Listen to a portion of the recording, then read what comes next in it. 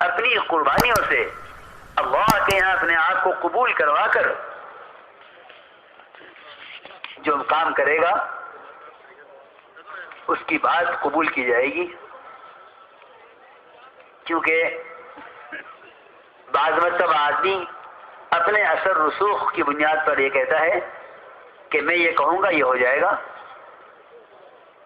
اور لوگ کوشش میں بھی ہیں کہ اہل دنیا کے با اثر لوگ وہ اس کام کی تائید کر دیں تاکہ کام چل جائے۔ نہیں میرے بزرگوں، دوستوں، عزیزوں، وہ تو اس لائن کی قربانیاں ہیں جو اللہ تعالیٰ کے یہاں قبول کرانے کے لیے شرط ہے، کیونکہ اللہ تعالیٰ انبیاء علیہ السلام کو بھی، انبیاء علیہ السلام کا بھی جب انتخاب فرماتے ہیں، جب وہ اپنی اوپر آنے والے احکام اور دعوت کی لائن کی قربانیوں کو پورا کر کے دکھلا دیں۔ اللہ پھر فرماتے ہیں انی جاعلک للناس اماما۔ ایسا نہیں ہے کہ اس راستے کے کچھ تجربات ہو جائیں اور اپنے آپ کو میں کام کرنے والا سمجھ بیٹھوں۔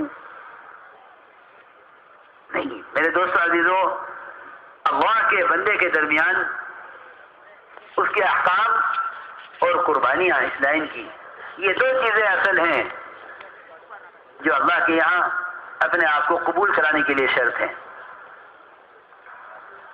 تو پھر ابن احمد دوسی رضی اللہ عنہ نے یہ عرض کیا کہ میری قوم میں چلتی ہے، میں جا کر دعوت دوں گا سب اسلام قبول کر لیں گے۔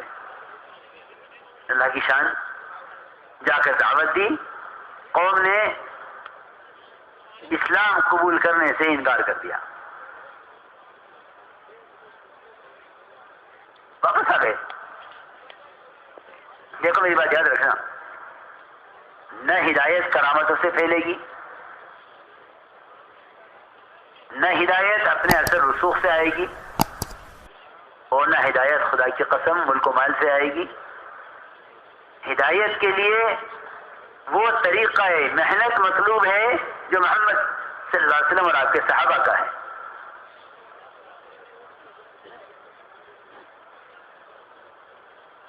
آ کر عرض کیا کہ اے رسول اللہ، میرا قبیلہ دوست یہ تو اسلام لانے سے انکار کر رہا ہے، آپ ان کے لیے بس دعا کر دیجئے یہ ہلاک ہو جائیں۔ فرمایا نہیں، تو پھر تم محنت کرو، ہم دعا کرتے ہیں، جاؤ محنت کرو، تمہارے جیسے ہیرے اور بھی ہیں اس میں۔ اللہ کی شان، سارے محدثین کے امام ابو ہریرہ رضی اللہ تعالیٰ عنہ، وہ ان کے قبیلے کے ان کی دعوت پر اسلام میں داخل ہوئے اور سب سے بڑے محدث بنے انہی کے قبیلے کے، قبیلے دوست کے۔ فرمایا ہے تو پھر تمہارے جیسے ہیرے اور بھی ہیں تمہاری قوم میں، جاؤ محنت کرو۔ عرض کیا کہ اے رسول اللہ، کوئی ایسی نشانی میرے ساتھ ہو جائے جس سے ان کو دعوت دینے میری مدد ہو۔ میں عرض کر رہا تھا کہ کرامتوں سے بھی کام نہیں چلے گا۔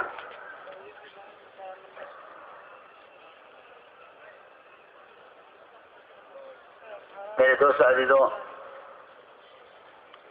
معجزات انبیاء اور کرامات اولیاء یہ نہ موضوع نبوت ہیں معجزات، اور نہ کرامات موضوع ولایت ہیں،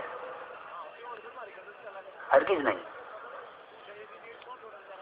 وہ محنت مطلوب ہے جس محنت کو دے کر بھیجا گیا ہے محمد صلی اللہ علیہ وسلم کو، وہ محنت مطلوب ہے۔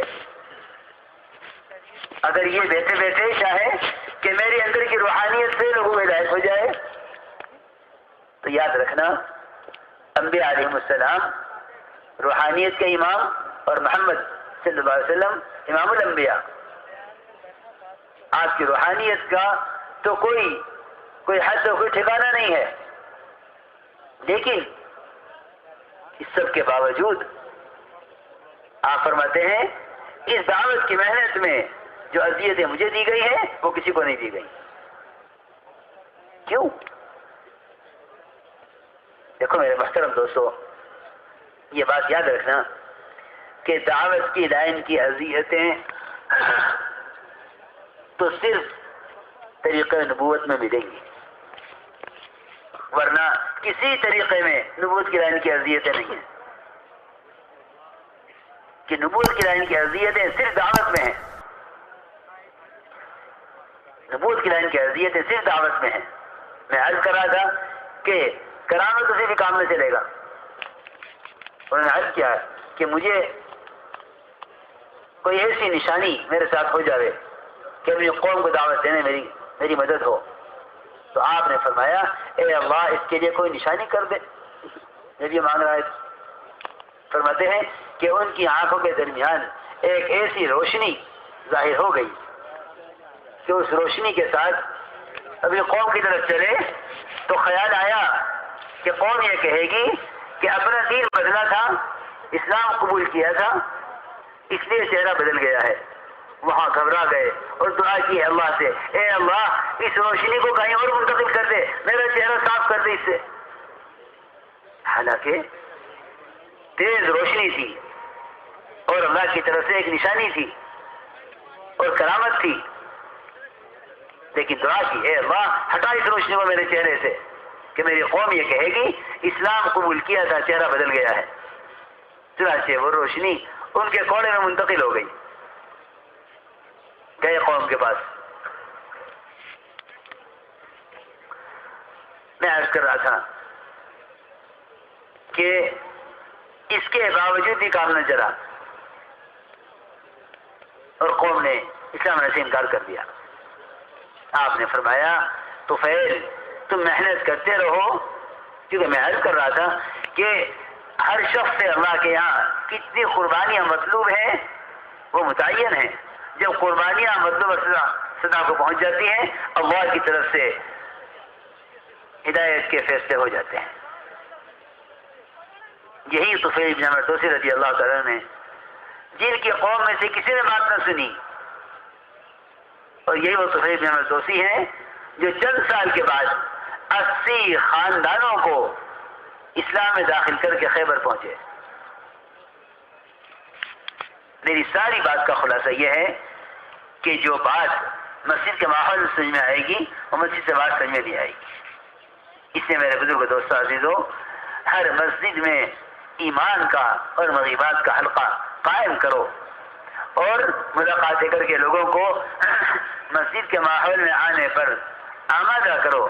جو آنے سے عذر کریں ان سے وہاں بات ضرور کی جاوے، لیکن ان سے مسجد کے لیے وقت کا مطالبہ کیا جائے کہ دین کی بات کے دل میں اترنے کی اصل جگہ مسجد ہے، یہاں لا کر یہاں ایمان سکھلاؤ۔ سب سے پہلا کام ہے دعوت کے ذریعے، سب سے پہلے یقینوں کی تبدیلی ہے۔ اس کام کا مقصد ہی یہی ہے کہ امت کے رخ دلوں کے مخلوق سے خالق کی طرف پھر جائیں۔ اس کام کا مقصد ہی یہی ہے۔ سمجھتے تھے میں اس محنت کا کوئی نام رکھتا تو اس کا نام تحریک ایمان رکھتا، کہ یہ محنت اپنے یقینوں کی تبدیلی کے لیے ہے۔